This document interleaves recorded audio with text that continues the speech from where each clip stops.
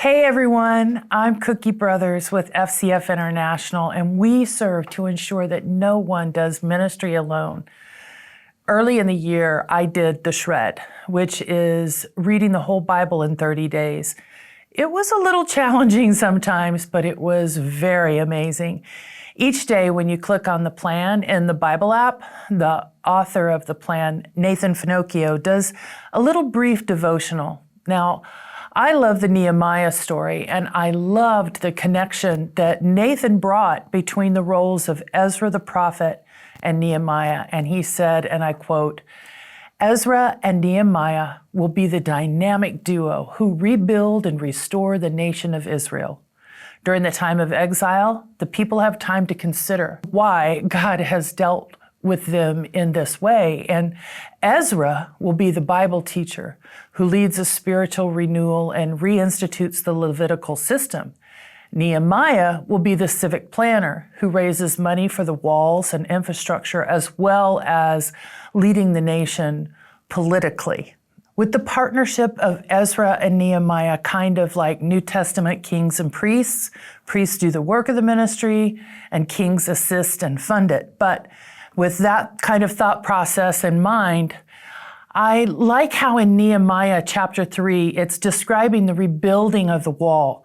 It's talking about someone or a household or a group of people like priests, and it says next to them over and over again. And then about halfway through the chapter, it states both next to and after him or them. So they begin work with each other and focus on the mission, but then it shifts to not just each other, but those that are coming after to complete the mission.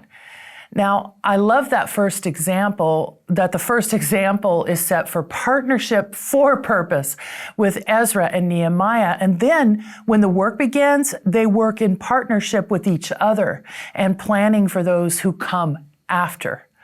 The passages of Nehemiah in describing the building of the wall, it includes artisans and craftsmen, pharmacists, metal workers, sons and daughters, and on. But in the end, age wasn't a focus, experience wasn't a focus, but God's plan and mission was the focus. It was a place where everyone who wanted to had a place. There were those who didn't want to, and they didn't. But God's grace and mercy kept inviting them to participate. I love that.